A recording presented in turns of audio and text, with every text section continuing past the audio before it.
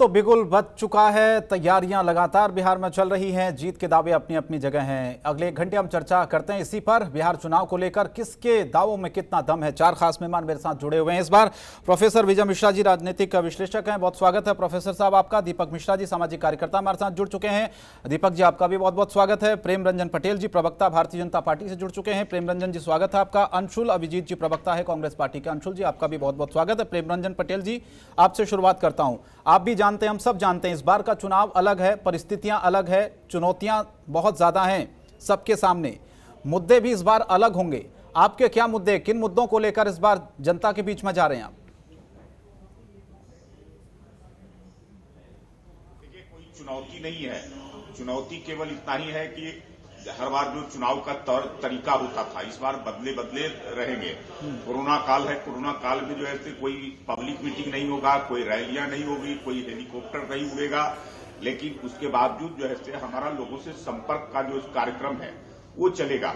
हम उन चुनौतियों को तो पहले ही स्वीकार कर चुके हैं कि वर्चुअल तरीके से हम लोगों से लगातार जनसंवाद कर रहे हैं, हमारे नेता लगातार कर रहे हैं। कोरोना काल का शुरुआत के समय से ही हम वर्चुअल तरीके से आम जनता से, पब्लिक से हम जुड़े रहे हैं, उनके बीच में हमारा संवाद होता रहा है। तो मुझे कोई परेशानी नहीं है, कोई चुनौती नहीं है। बिहार के अंदर में कोई चुनाव में लड़ाई ही नहीं है, इसलिए कि बिहार को एक बड़ा अवसर और बड़ा मौका इस चुनाव में मिलने जा रहा है। ये अवसर है कि दिल्ली और बिहार की सरकार दोनों एक समान नहीं हुआ करती थी, दोनों में असमानता रहती थी, दोनों में तालमेल नहीं रहता था, और केंद्र में दूसरी पार्टी की सरकार होती थी तो बिहार में दूसरी पार्टी की सरकार होती थी, जिसके कारण बिहार का विकास अवरुद्ध होता था। केंद्र जो है से मदद नहीं करता था, और केंद्र अगर मदद करता था तो बिहार में विकास करने वाली जो है से उस प्रकार का जो है तौर तरीका। तो तेजस्वी तो बोल रहे हैं ना, विशेष पैकेज की घोषणा की थी, वो दिया नहीं, विशेष राज्य का दर्जा नहीं दिया, फिर फायदा क्या हुआ केंद्र और राज्य का? विशेष नहीं, विशेष पैकेज की बात कर रहे हैं। विशेष पैकेज से जितना हमने जो ऐसे कहा था, प्रधानमंत्री जी ने 1.25 लाख करोड़ रुपया कहा था, 1.25 लाख करोड़ रुपये से कहीं ज्यादा जो है बिहार के अंदर में उससे काम हो रहे हैं। 40,000 करोड़ रुपये का जो बकाया राशि था यूपीए की सरकार के समय में, वह भी उन्होंने दिया है। इसके अलावा अलग से जितने इसके विकास के लिए खर्च होने चाहिए, जितने विकास के लिए आवश्यकताएं हैं, जरूरत है, वो सब केंद्र से मिल रहा है। और सबसे बड़ी बात है कि केंद्र से पैसा मिल रहा है, केंद्र से योजनाएं मिल रही है, और बिहार में काम करने वाली सरकार है, उसको जमीन पर उतारने वाली सरकार है, विजनेबल सरकार है, विजन के आधार पर काम करने वाली सरकार है। तो हम दोनों तालमेल बैठा करके सरकार काम कर रही है, केंद्र और बिहार के साथ मिलकर करके। तो इससे बेहतर अवसर बिहार के लिए नहीं हो सकता है, और बिहार की जनता ने मन भी बना लिया है, और इनको विश्वास और भरोसा भी जो ऐसे इन्हीं दोनों पर है, नरेंद्र मोदी पर है, नीतीश। तो आप कह रहे हैं एक तरफा चुनाव होने जा रहा है, और जो लोग ये लोग वायदा करते हैं, अपने वायदे पर खरा उतरने का काम करते हैं। जी अंशुल अभिजीत जी, अगर प्रेम रंजन पटेल जी इस बात को कह रहे हैं कि एक तरफा चुनाव होने जा रहा, बहुत कॉन्फिडेंट के साथ वो कह रहे हैं कि बहुत मदद हुई है बिहार की, बिहार के हर वर्ग का ध्यान रखा गया है, और चुनाव में जिन मुद्दों का वो जिक्र कर रहे हैं, हर चीज जो बिहार की जनता को मिलनी चाहिए इन 15 सालों में मिली है, तो फिर आप लोग क्यों मेहनत कर रहे हैं इतनी?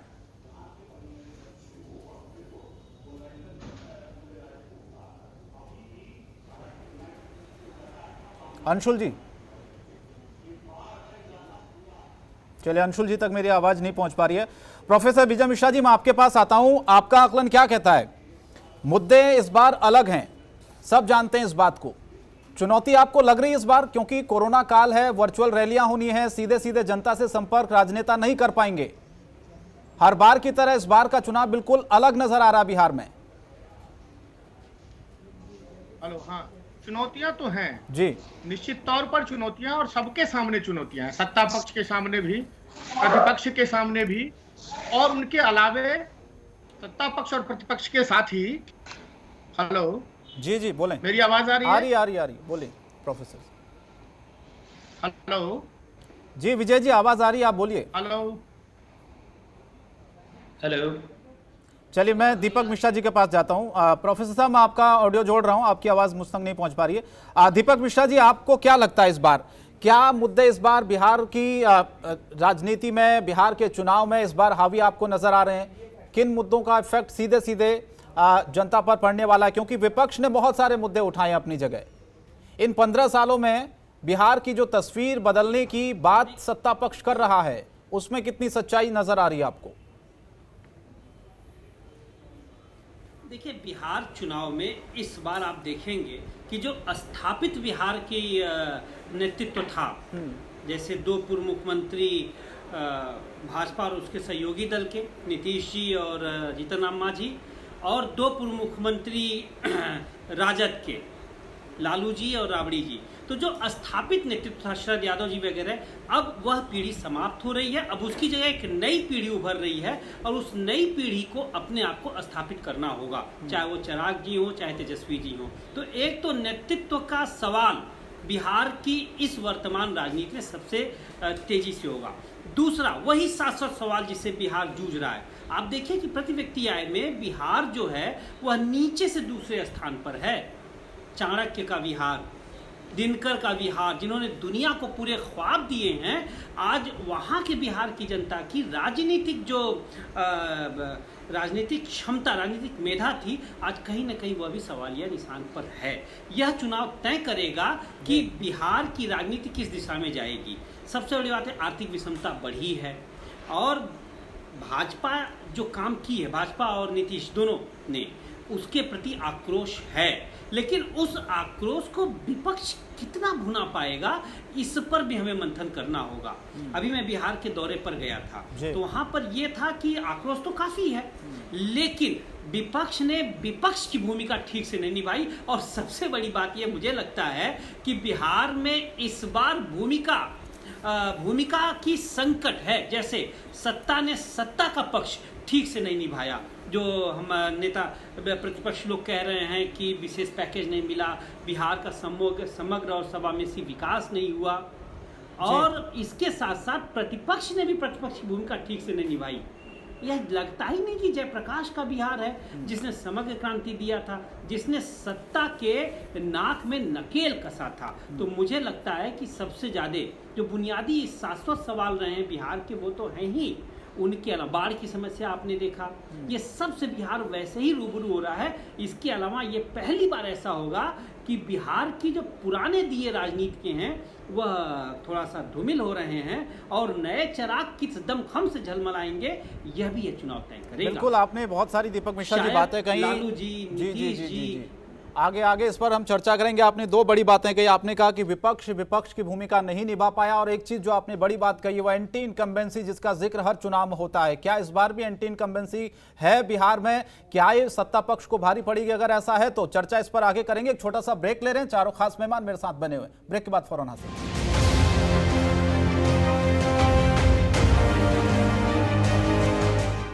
प्रेम रंजन पटेल जी, मैं आपसे जानना चाहता हूं, दीपक मिश्रा जी ने कहा कि एंटी इनकम्बेंसी है, आप धरातल पर जो चीजें हैं, जो सच्चाई है, उसको आप स्वीकार करिए। अगर कमियां हैं तो उसको स्वीकार करना चाहिए। दूसरी चीज, लालू प्रसाद यादव ने भी नारा दिया, ट्विटर पर उन्होंने लिखा है कि उठो बिहारी, करो तैयारी, जनता का शासन अब की बारी। अब वो कुछ भी लिखेंगे, उनके लिखने का कोई जो है मायने मतलब है क्या? वो तो ऐसा ही लिखते रहते हैं। क्यों मतलब नहीं है? तो वो है नहीं, क्यों मतलब जेल नहीं है, और जेल से उनको क्या पता चलेगा? जेल से कुछ भी लिखे नहीं, जेल से कुछ भी लिखते रहे, लोगों ने जो है उनको देखा है। और 15 साल बनाम 15 साल का लोग तुलना कर रहे हैं कि 90 से 2005 का और 2005 से 2020 तक का जो है। तो पिछली बार तो आप लोगों ने मिलकर ही सरकार बनाई थी ना, प्रेम रंजन पटेल जी। लोगों को लोग आप पहले सुन तो लीजिए, अगर पूछते हैं तो आप सुन तो लीजिए। क्या भय था कि लोग घर से बाहर जाते थे और शाम होता तो आपको क्या डर था? पिछली बार आप लोग चुनाव साथ में मिलकर लड़े, हो जाता था। सब कुशल लौटेंगे कि नहीं लौटेंगे, लेकिन 15 वर्षों में हमने कानून का राज स्थापित किया, हमने न्याय के साथ विकास किया, हमने सड़कों को दुरुस्त किया, हमने बिजली देने का काम किया, हमने जो है लोगों को स्कूल बनाया, हमने शिक्षकों की बहाली की, पढ़ाई के साधन उपलब्ध कराए, सिंचाई के साधन उपलब्ध हमने कराए हैं, अस्पताल बनवाए हैं, डॉक्टर की व्यवस्था किया, दवा का व्यवस्था किया। जो चाहिए था बिहार के इंफ्रास्ट्रक्चर डेवलपमेंट का काम इस सरकार ने, एनडीए सरकार के जिम्मे हुआ है। प्रेम रंजन पटेल जी, आप कभी पीएमसीएच गए हैं क्या? लोगों के शरीर के रोंगटे खड़े हो जाते हैं। वो ऐसा दिन फिर दिखना नहीं चाहते हैं लोग, जो है कि दोबारा कभी नहीं गए तो सर जाके देखिएगा थोड़ा अस्पतालों की स्थिति क्या है। मैंने तो बहुत देखी है अस्पतालों की स्थिति, इसलिए मैं आपसे बात कर रहा हूँ। मैं खुद वहां पर गया हूँ, लोगों से बात की है मैंने। अबे आप पहले जाकर करके अस्पतालों में देखिए तो। देखा सर, तभी तो पूछ रहा हूँ आपसे। एक अस्पताल में जो प्रखंड स्तर का अस्पताल देखा, तभी तो सवाल पूछ रहा हूँ प्रेम रंजन जी। पहले सुन तो लीजिए, औसत एक अस्पताल है। अरे यही तो सवाल है ना, अगर कमियां तो मानिए। दीपक मिश्रा जी इसी बात को कह रहे थे। 39। अरे कमियां पहले सुनिएगा, तब तो जो है आप केवल जो है बोलते जा रहे हैं, एक तरफा बोलिएगा क्या? हमारी बात आपका बैठाए तो हमारी बात सुनिएगा कि नहीं सुनिएगा? कहते हैं कि पहले 2005 से पहले 39 मरीज केवल सरकारी अस्पतालों में औसत जाया करते थे दिखाने के लिए। आज जो है औसत जो है 5000 मरीज हो गए हैं एक अस्पताल में, केवल प्रखंड स्तरीय अस्पताल में दिखाने वाले। जाइए, लंबी कतार लगी रहती है। तो सुविधाएं भी तो उस तरह से होनी चाहिए ना प्रेम रंजन जी। देने का काम करते हैं। अस्पतालों में डॉक्टर होने चाहिए, अस्पतालों में उस तरह की सुविधाएं होनी चाहिए अगर मरीज आ रहे हैं तो। अंशुल अभिजीत जी, डॉक्टर और मरीजों की रेशो क्या है? बोलिए। पहले आप बोल नहीं पाए थे, आपको आवाज नहीं पहुंच पा रही थी मेरी। अगर नहीं रहता सुविधा, नहीं इलाज होता तो क्यों जाते वहाँ? अंशुल जी, सब कुछ ठीक है? प्रेम रंजन जी जिस बात को कह रहे हैं, फिर आप लोग क्यों आवाज उठाते हैं? शिक्षा को लेकर, स्वास्थ्य को लेकर, बिहार की बदहाली को लेकर। बोलने का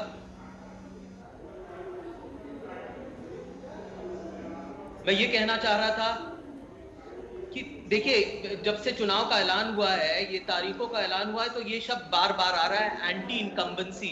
और इसका ये मतलब निकाला जा रहा है कि आवाम जैसे थक गई है नीतीश कुमार जी से, मायूस है, परेशान है, दूरियां बन गई हैं, फासले हैं। ये बिल्कुल गलत है। आवाम नीतीश कुमार जी को उनसे नफरत करने लगी है, उनको दुश्मन मानने लगी है एक तरह से, और आक्रोश है। जैसे एक मेहमान ने पहले कहा, आवाम के बीच में नीतीश कुमार जी के प्रति आक्रोश है। वो इसलिए क्योंकि कुछ महीनों से, कुछ सालों से बिहार तो ऑटो पायलट पे चल रहा है, कोई चलाने वाला तो है ही नहीं। तो मिसरूल की तो बात ही नहीं होती, रूल है ही नहीं।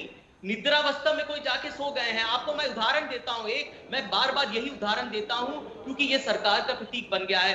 कुछ दिन पहले गोपालगंज में एक पुल जो था वो गंडक में विलीन हो गया बाढ़ के कारण, और वहां के माननीय मंत्री जी ये कहते हैं कि भाई प्राकृतिक आपदा है, ये सब होता रहता है, भगवान भरोसे बिहार चलता रहता है। इसी तो बिहार चल रहा है भगवान भरोसे, और आवाम जवाब देगी। और देखिए 10 तारीख को पता चल जाएगा कि आवाम का जवाब क्या है। और एक समस्या नहीं है, आप कोविड की समस्या ले लीजिए, कोविड से मुतासिर मरीजों की समस्या ले लीजिए, वो आसमान छू रही है, या बेरोजगारी की समस्या ले लीजिए, या चिकित्सा की हो।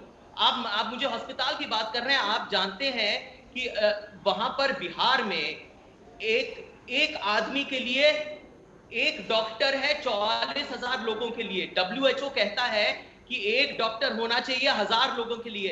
ये सबसे कम बिहार में ही है। तो बिहार की अगर ये हालत है, बिहार की इंफ्रास्ट्रक्चर में संस्थाएं हैं ही नहीं, इदारे हैं ही नहीं, तो कैसे कोविड को आप निपट पाएंगे?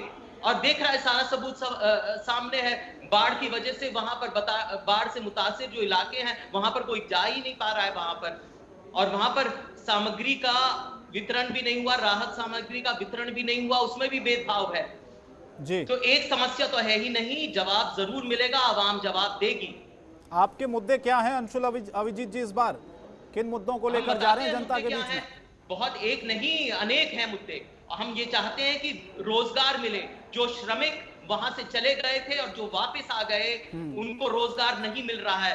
ये प्रधानमंत्री जी का वादा था, आप भूलिए मत कि जून में प्रधानमंत्री जी ने 20 जून को प्रधानमंत्री जी ने अपनी रोजगार योजना में एक वादा किया था जी कि रोजगार दिलाएंगे। जो श्रमिक वापस आए हैं उनके हुनर और उनकी मेहनत के मुताबिक उनको रोजगार मिलेगा। मैं जानना चाहता हूं कहां है वो सूची, कहां पर है वो रोजगार? ऐसा कुछ नहीं है। मुझे 100 फोन आते हैं सब जगह से, वहां से, बक्सर से, आरा से, मोहनिया से, सासाराम से, और वहीं से एक ही शिकायत होती है कि यहाँ पर रोजगार नहीं है, यहाँ पर बड़ी बेबसी है, यहाँ पर बहुत पीड़ा है। तो रोजगार दिलाना सबसे पहला काम है वहां पर। और शिक्षा तो का नाम पूछिए ही नहीं आप। सरकार ये कह रही है कि यहाँ पर डिजिटल पॉवर्टी है, ऑनलाइन क्लासेस चल रही हैं। कहाँ ऑनलाइन क्लासेस चल रही है ये मुझे बताइए। लेकिन प्रचार के समय तो बहुत सारे टीवी उपलब्ध हो जाते हैं, सारे चीज ऑनलाइन हो जाती है। प्रचार के लिए तो आपके पास पूरी सामग्री है, लेकिन जब शिक्षा दिलानी होती तो आपके पास कुछ नहीं है। ये तो है सरकार का हाल, ये तो है नीतीश सरकार का हाल। और यहाँ पर केंद्र सरकार और नीतीश कुमार की सरकार दोनों जिम्मेदार हैं। ठीक है, प्रेम रंजन पटेल जी एक छोटा सा जवाब दीजिए, फिर मैं जा रहा हूं दीपक जी के पास। देखिए, सबसे पहले तो इनको धरातल के बारे में जानकारी नहीं है। ये पहले जाके धरातल पर जाकर करके देखे। हवा में केवल बातें करने से नहीं होगा। हमने किया है 15 वर्षों में जो पहले की स्थितियां थी, अब 15 वर्षों में इसी स्थितियां में लोग आकलन कर रहे हैं। अगर बिहार की जनता इसको आकलन नहीं करती तो लोकसभा के चुनाव में 40 में से 39 सीटें जिताने का काम नहीं करती, और बड़ी संख्या में बहुत अंतर से जिताने का काम किया है। आज भी लोगों को भरोसा है, हर स्तर पर हमने काम किया है। ये रोजगार की बात करते हैं, रोजगार में हमने, आप पूछिए जरा 15 वर्ष पहले जब लालू राबड़ी का शासनकाल था कितने लोगों को नौकरियां लगी थी। 15 वर्षों में केवल जो है 52,000 नौकरियां दी गई थी। आज केवल 3.5 लाख केवल शिक्षकों की हमने बहाली किया है 15 वर्षों में। इस एनडीए के शासनकाल में हमने जो है सभी विभागों के अंदर में काम किया है। और इतना ही नहीं, हमने कहा है कि केवल जो है आप रोजगार अपना मांगिए नहीं, रोजगार देने वाला बनिए। नहीं, पिछले 15 साल छोड़ दीजिए, नहीं, रोजगार लोगों को मुहैया कराइए। मुद्रा बैंक योजना भारत सरकार की है, पूरे देश के अंदर में 25 करोड़ लोगों को हमने उसके तहत लोन दिया है। अगर एक व्यक्ति एक रोजगार खड़ा करता है तो 4 नौकरी मिली, ये सीधा सीधा करता है। आप सोच लीजिए कि 100 करोड़ लोग देश में जुड़े हैं, उसमें बिहार भी उसमें जुड़ा हुआ है। अगर गरीबों के लिए योजनाएं हमने बनाने का काम किया है, उज्ज्वला योजना, अगर देश के अंदर में 8 करोड़ लोगों को घरों तक हमने लोगों को मुफ्त में गैस का कनेक्शन देने का काम किया है, तो 1 करोड़ लोगों को बिहार में भी हमने पहुंचाने का काम किया है। गरीब कल्याण योजना के तहत अगर मुफ्त में अनाज हमने देने का काम किया है 80 करोड़ लोगों को, तो अगर जो है हमने सबसे ज्यादा पॉवर्टी लाइन से नीचे रहने वाले लोग बिहार के हैं, हमने उनको देने का काम किया है। जनधन खाता धारकों को, अगर महिलाओं को हमने उसमें 3 महीने का पेंशन, अगर पैसे 500 रुपया देने का उसमें किया है, तो उसमें सबसे ज्यादा बिहार को लाभ हुआ है। अगर स्वास्थ्य के क्षेत्र में 5 लाख रुपया प्रधानमंत्री जन आरोग्य योजना के तहत प्रतिवर्ष कुछ पहुंचा नहीं है। मैं आपको ये बताना चाहता हूं कि मेरे पास 100 कॉल आते हैं, कुछ भी जनता पर पहुंचा नहीं है। अफसरशाही में सब उलझ गया है। बयान तो बहुत आ रहे हैं, ये भी तो आपका बयान है ना कि आपने ये घोषणा की, ये ऐलान किया, जनता पे कुछ नहीं पहुंचा। मैं यही तो आपको बताना चाह रहा हूं। आप मुझे वो सूची दिखाइए। इसलिए मैंने कहा कि कोई लड़ाई ही नहीं है, कोई लड़ाई है ही नहीं, कोई टिकने वाले नहीं है।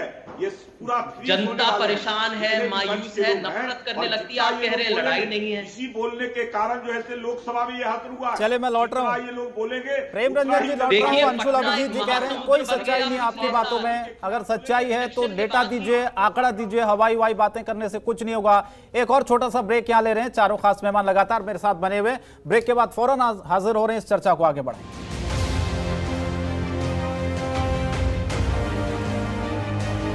ब्रेक के बाद आपका स्वागत है। आज 4 खास मेहमान लगातार मेरे साथ बने, हम चर्चा आगे करेंगे, लेकिन उससे पहले आपको बताएं कि बिहार चुनाव में इस बार वो कौन से मुद्दे हैं जिन पर चुनाव लड़ा जाएगा। साथ ही एनडीए और महागठबंधन दोनों ही दलों के ऐसे कौन से काम हैं या फिर ऐसी कौन सी ताकत है जो वोटरों को सीधे सीधे लुभा सकती है, बता रहे राजनीतिक विश्लेषक डीएम दिवाकर जी। सुनिए सर।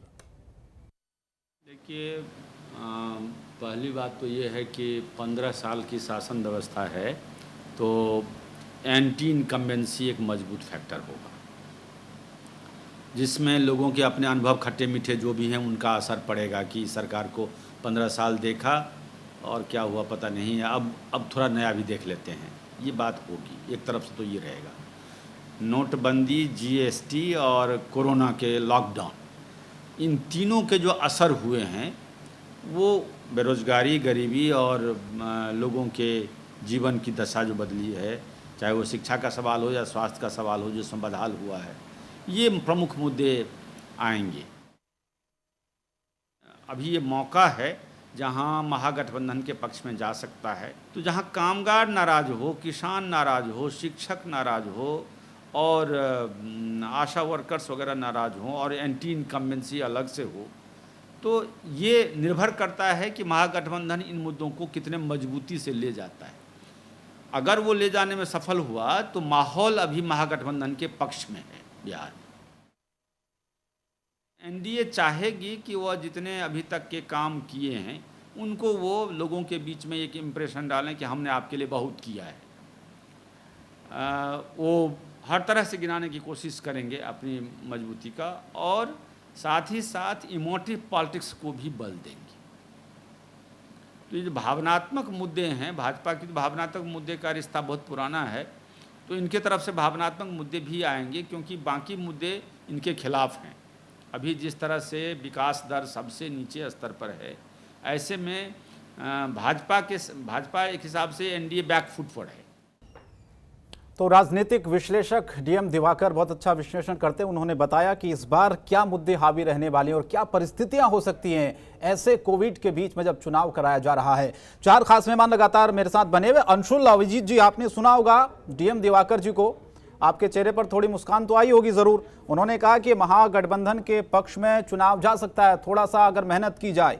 एंटी इनकम्बेंसी की बात वो भी कह रहे हैं कि नोटबंदी का जिक्र किया उन्होंने, जीएसटी का जिक्र किया, और लॉकडाउन से जिस तरीके के हालात पैदा हुए, शिक्षा को लेकर, स्वास्थ्य को लेकर, बेरोजगारी को लेकर, पलायन को लेकर, ये तमाम मुद्दे वो उठा रहे हैं।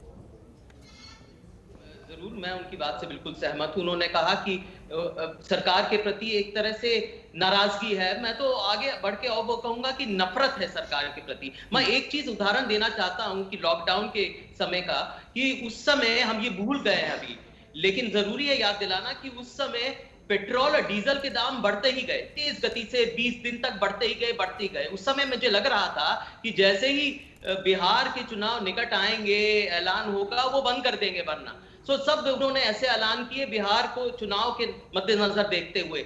ऐलान तो बहुत सारे किए, स्कीम्स के ऐलान किए, इंफ्रास्ट्रक्चर डेवलपमेंट के ऐलान किए, 150 करोड़ इधर, 50 करोड़ रोजगार योजना के लिए, लेकिन जमीनी हालात बदले नहीं, सूची कोई नहीं आई, आंकड़े सामने हमारे नहीं है। वहां पर बेबसी है, मायूसी है, मैं ये अच्छी तरह जानता हूं। और दूसरी बात, हम आजकल किसानों की पीड़ा की बात कर रहे हैं कि कृषि बिल चल रहा है, पार्लियामेंट में उन्होंने बहस तो करने नहीं दी, चर्चा तो होने नहीं दी। ये तो संविधान का उल्लंघन है, लेकिन खैर ये दूसरी बात है, इसकी चर्चा हम बाद में करेंगे।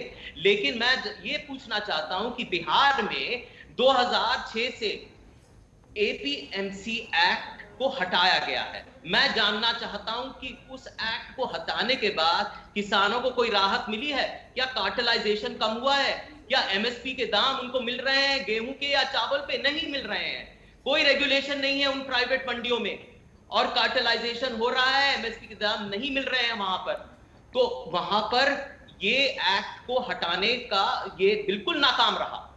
तो किसान बिल्कुल बेचैन है, वहां पर पीड़ित है, बेरोजगारी है, और सब तरफ से बिहार जुल्मतों के दौर से गुजर रहा है। ठीक है सर, मैं प्रोफेसर विजय मिश्रा जी आपके पास आता हूं। ये चीजें अपनी जगह हैं, लेकिन आपका आकलन क्या कहता है? मुद्दे बहुत सारे हैं जिनका हम जिक्र कर रहे हैं। आपको लगता है कि जातिगत मुद्दे इस बार हावी रहेंगे या जनता इससे ऊपर उठकर वोट करेगी? क्योंकि ऐसा माना जाता है प्रोफेसर साहब बिहार में कि जातीय समीकरण के बिना न टिकटों का बंटवारा होता है, न चुनाव लड़ा जाता है। तो ये फैक्टर कितना अहम इस बार रहने वाला है? ने बिल्कुल सही कहा आपने कि जाति बिहार की राजनीति का एक महत्वपूर्ण पहलू है, और जाति आधार बनता रहा है चुनावों में। और इन दिनों जो घटनाएं घट रही हैं, जिस प्रकार से यह घोषणा की गई कि किसी दलित की हत्या होती है तो उसके परिजन को नौकरी दी जाएगी जी, या जिस प्रकार से उपेंद्र कुशवाहा और चिराग पासवान ने अपना पॉलिटिकल स्टैंड बदला है, उसके पीछे भी कहीं ना कहीं जातीय राजनीति है। और नीतीश कुमार और लालू यादव और राष्ट्रीय जनता दल ये तो जाने ही जाते हैं जाति के आधार पर राजनीति करने के लिए। इनकी राजनीति का प्रमुख आधार रहा है जाति, चाहे वो सोशल इंजीनियरिंग के जरिए हो या एमवाई समीकरण के माध्यम से जी। तो जाति तो इस चुनाव में है, लेकिन कुछ पहलू जिसका मैं थोड़ा एक दो बिंदु जिक्र करना चाहूंगा। अभी तो चुनाव की घोषणा हुई है और स्टूडियो में सत्ता पक्ष और विपक्ष के लोग बैठे हुए हैं। इस बार रैलियों में इन्हें कम बोलने को मिलेगा, इसलिए जाहिर है कि मुद्दों को रख रहे और लग रहा है कि चुनाव प्रचार शुरू हो गया है। तो जो हम कह रहे थे कि चुनाव में इस बार रंग नहीं आएगा, रंग आएगा, भले वह मीडिया के माध्यम से। रंग तो है चुनाव में, जनता में उत्साह का अभाव है क्योंकि शासन व्यवस्था ठीक से नहीं चला है जी। और ये इसी 15 साल में नहीं, पिछले 15 सालों में राजनीति में अक्सर ऐसा होता है कि जब किसी का लंबा कार्यकाल होता है तो एंटी इनकम्बेंसी भी बनता है। लेकिन कुछ मुद्दे जिस अतार्किक ढंग से यहाँ रखे गए हैं, जैसे प्रेम रंजन जी कह रहे थे कि केंद्र और राज्य दोनों में हमारी सरकार होगी तो शासन व्यवस्था अच्छी होगी, वो भूल जाते हैं कि स्वयं नीतीश कुमार का पहला 5 साल का कार्यकाल सबसे बेहतरीन कार्यकाल रहा था और उस समय केंद्र में एनडीए की सरकार नहीं थी। इसलिए सरकार बेहतर परफॉर्म करे, इसके लिए नीति और नियत का होना जरूरी है। केंद्र में दूसरी सरकार होने पर भी आपने 5 साल बहुत अच्छा चलाया था, बाद के 10 सालों में आपने एक शिथिलता देखी गई है जी। तो इसलिए मुद्दों को इस प्रकार से रखना कि जनता को भरमाना और भ्रम में आकर जनता फिर जो मूल मुद्दे हैं, जो मूल विषय है, जाहिर है इस चुनाव में भी वही सारे मुद्दे हैं जो पिछले चुनाव में थे। तो उन मुद्दों को ठीक से एड्रेस नहीं किया गया, उन मुद्दों को ठीक से संबोधित नहीं किया गया, उसको ठीक से उन मुद्दों, उन समस्याओं के समाधान का प्रयास नहीं हुआ, इसलिए वही मुद्दे। अच्छा, 2 सवाल और है मेरे। क्या एनडीए के लिए इस बार मुश्किलें बढ़ सकती हैं, जिनका जिक्र किया था थोड़ी देर पहले डीएम दिवाकर जी ने भी? बहुत सारे मुद्दे उन्होंने उठाए। हाल ही कोविड संकट चल रहा है, इस बीच में परिस्थितियां कितनी खराब हुई हैं, बेरोजगारी को लेकर, शिक्षा को लेकर, स्वास्थ्य को लेकर। एक सवाल तो ये है मेरा प्रोफेसर साहब। दूसरा सवाल मेरा ये कि वाई और एम फैक्टर का जो आपने जिक्र किया, तकरीबन 30% इसकी आबादी मानी जाती है, ये जो वोट बैंक के बहुत अहम माना जाता है और ऐसा कहा जाता है कि ये वाई और एम जो फैक्टर है ये आरजेडी की बड़ी एक ताकत हुआ करता था। तो आपको लगता है कि अभी भी ये वोट बैंक आरजेडी के साथ है या फिर ये छिटक गया पिछले 5 सालों में? नहीं, आप निश्चित रूप में पहले सवाल पे पहले आना चाहूंगा और या दूसरे पे जिसको भी ले। देखिए, वाई और एम का मुद्दा तो महत्वपूर्ण है और पिछले कुछ चुनावों में देखा गया है कि नीतीश कुमार ने अपने तथाकथित धर्मनिरपेक्ष छवि के आधार पर मुस्लिम वोट बैंक में थोड़ी बहुत सेंध मारी थी जी। इस चुनाव में परिस्थिति भिन्न है।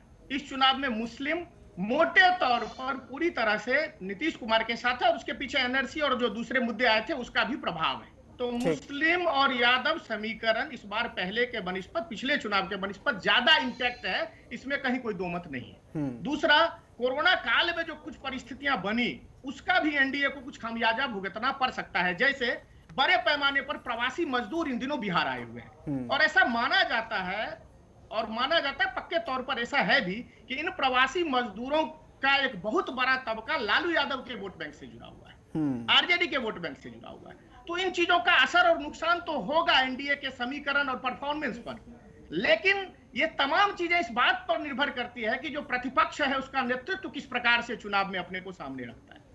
आपने देखा कि उनके सहयोगी उपेंद्र कुशवाहा और जीतन राम मांझी खुलकर जो उनके साथ थे कुछ वर्षों से, वो आकर कहते हैं कि इस नेतृत्व में तो सरकार नीतीश कुमार को नहीं पराजित किया जा सकता है।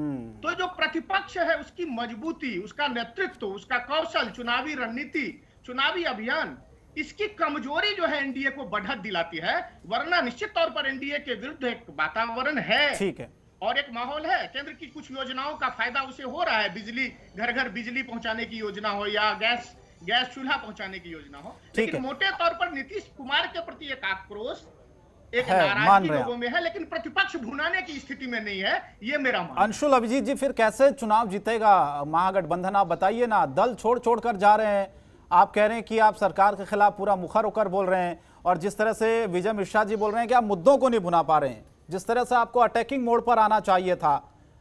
हम बार मुद्दों की बात कर रहे हैं और मुझे जहां पर जो जानकारी मिल रही है, जो लोगों से मैं मिला हूं, जो आक्रोश जमीन पर है उसको आप बदल नहीं सकते, उसको नजरअंदाज कर नहीं सकते। और उसी जो आक्रोश को आप देखेंगे 10 नवंबर को।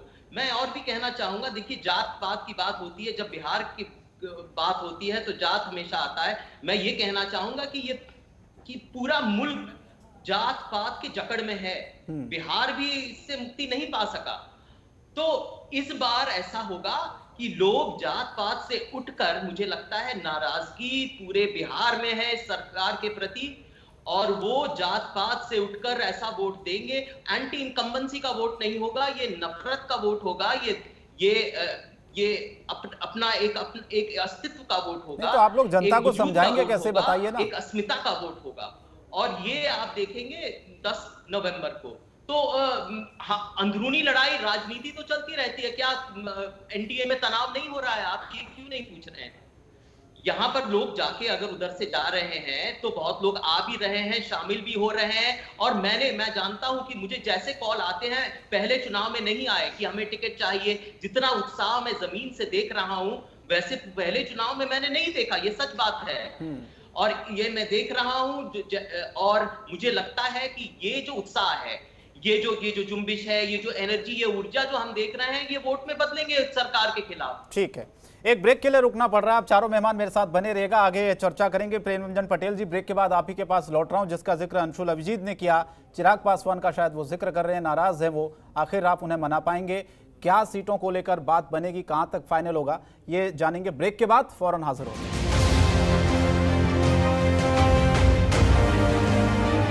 ब्रेक के बाद स्वागत है आपका। चुनावी बिगुल बच चुका, लगातार हम उस पर चर्चा भी कर रहे हैं। हम चर्चा इस बात को लेकर भी कर रहे हैं कि क्या इस बार मुद्दे अलग होंगे, जाति जो समीकरण है वो कितना हावी होगा, क्या इससे ऊपर उठकर जनता इस बार वोट करेगी? चारों मेहमान मेरे साथ लगातार बने हुए हैं। प्रेम रंजन पटेल जी, अंशुल अभिजीत ने भी सवाल उठाया, एनडीए में भी सब कुछ ठीक नहीं है, जितने दावे के साथ आप इस बार ये कह रहे हैं कि हम जीतेंगे चुनाव, फिर ये बताइए कि चिराग पासवान क्यों नाराज हैं?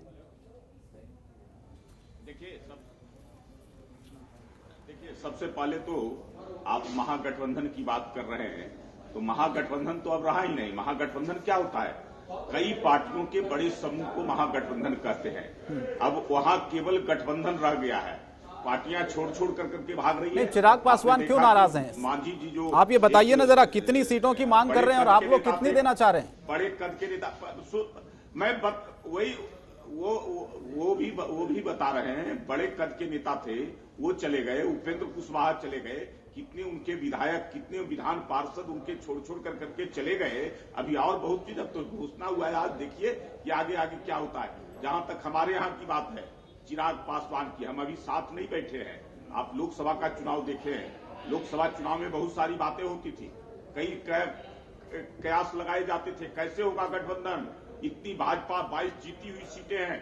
हम जब साथ बैठे तो सारे मामले हल कर लिए, बहुत आसानी से हमने सीटों का बंटवारा कर लिया, कहां कितनी संख्या पर कौन लड़ेगी, पार्टियां कहां कौन लड़ेगी।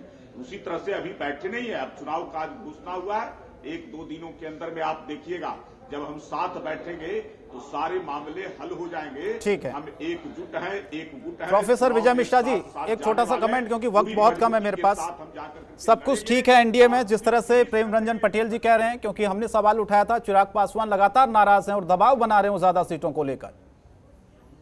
देखिए, सब कुछ ठीक तो बिल्कुल नहीं है, क्योंकि दोनों ही गठबंधनों में एक प्रकार की असहिष्णुता है, असहजता है, असहज गठबंधन है। कोई भी दल एक दूसरे के साथ नहीं रहना चाहता, किंतु साथ रहने की मजबूरी है जी।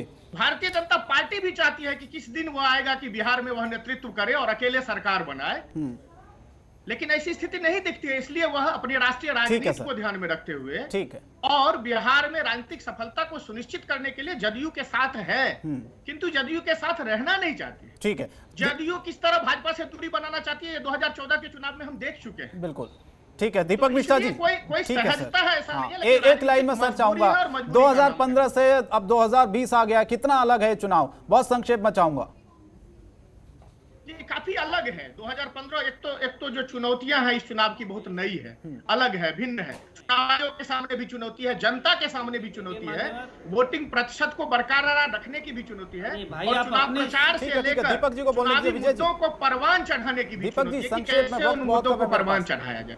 तो चुनौतियां बहुत सारी है, लेकिन जैसे सारे चुनाव होते रहे, यह चुनाव होगा, एक परिणाम दीपक जी बोलिए, आएगा, जनता को उसका शासक मिल जाएगा। लेकिन सवाल तो वही है कि बिहार का कैसे बने, ठीक, वहाँ की शासन व्यवस्था। ठीक है विजय जी, दीपक जी को बोलने दीजिए। सच्चाई ये है, यह चुनाव पिछले चुनाव जैसा ही कमोबेश होगा। अच्छा। तस्वीर वही होगी, थोड़ा सा रंग हल्का या गाढ़ा हो सकता है, वही जातिवाद, वही पिछड़ापन और वही नेतृत्व की अस्मिता। तो अस्मिताओं का चुनाव एक बार फिर होगा, जिसमें बुनियादी मुद्दों पर चर्चा तो होगी लेकिन बुनियादी मुद्दों पर वोट नहीं होगा। चलिए, बहुत बहुत धन्यवाद प्रोफेसर साहब, दीपक मिश्रा जी, प्रेमरंजन पटेल जी, अंशुल अभिजीत जी, आप सभी का बहुत बहुत शुक्रिया वक्त देने के लिए। तो देखना होगा, जनता को ये तय करना है। सबके दावे अपनी अपनी जगह हैं। महागठबंधन वर्सेस एनडीए, ये जो चुनाव है बिहार में, इस बार लड़ाई बहुत जबरदस्त नजर आ रही है, लेकिन मुद्दे वही हैं। देखना होगा जनता की नब्ज को कौन पकड़ पाता है और इसके बाद जो नतीजे आएंगे उसमें सरकार इस बार किसकी बनती है। फिलहाल इस बड़ी बहस में इतना ही। जनतंत्र टीवी पर खबरों का सिलसिला लगातार जारी रहेगा। नमस्कार।